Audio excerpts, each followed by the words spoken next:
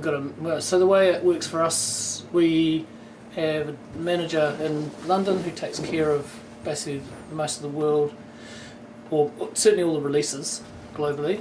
We signed our digital rights to a company called InGrooves in San Francisco 5-6 years ago. 5-6 years ago. They were just starting. They had this fantastic back end and really groovy guys, and we'd been playing gigs where some of their workers had DJ'd with us, and we went and met them. We were really impressed with where they were thinking about where digital music download and all that stuff was going. So they're a global aggregator. So our music's available. What does an aggregator do, Mike? Aggregator has a deal with all of the available download sites. Yeah. So eMusic, or you name iTunes. it. Hopefully even down to the tiny small ones. Yeah. And they negotiate a deal to distribute that music. So for us to release, if we wanted to release an EP tomorrow, we would climb into their back-end system, take the 5 tracks, we'd upload them, we'd title it, we'd put the artwork, we would add a few comments, tags, bits and pieces, and hit a button. And I'm not sure how many days it takes to process through their system. It's all automatic, and then it's published. And we've got a standard deal that if we release anything, it ends up on the front page of the electronic part of iTunes in whichever territory it gets released for a week or something. That's some standard deal we've got. Our main sales are through eMusic.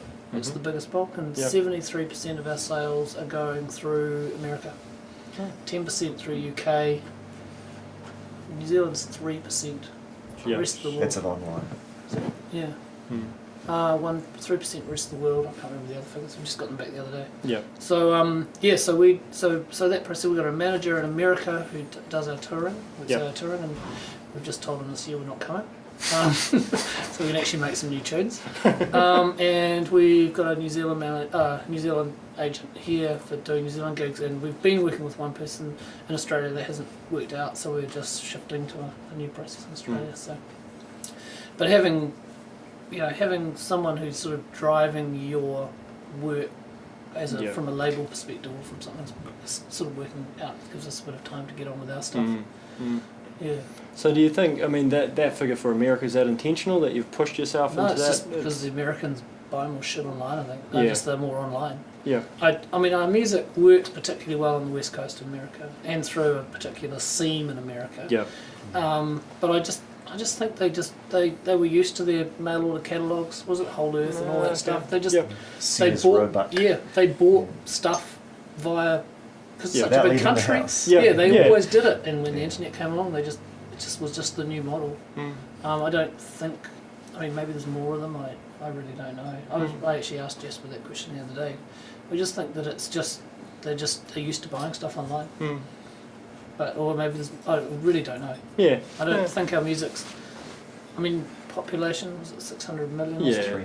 300 million, and 60 something million in the UK. I don't know how you do it, but we've also just done a radio push. We got given $5,000 from New Zealand on the air to do some radio plugging in America, which came about because New Zealand on the air seen a hit disc or something in the last South by Southwest last year, I think, and we got rung up by this place who said they really liked our tune on that disc, and so we got a little bit of money to go and do some radio plugging, and I think we ended up, it was a 6-month campaign through radio in America. I think we ended up with about 90 stations playing the tunes, and so there's actually a CD that got released in America. It was just an American only sort of comp, and we let that PR the plugin company choose the compilation.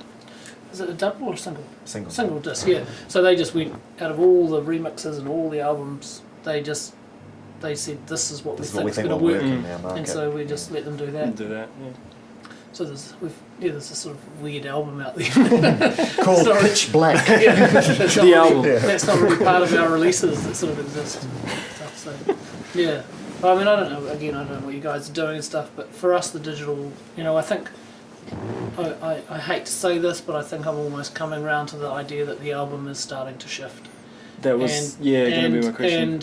And I'm very against that. I like the idea that you can go and buy something that's been created by a group of people in a space over a period of time, and it represents something.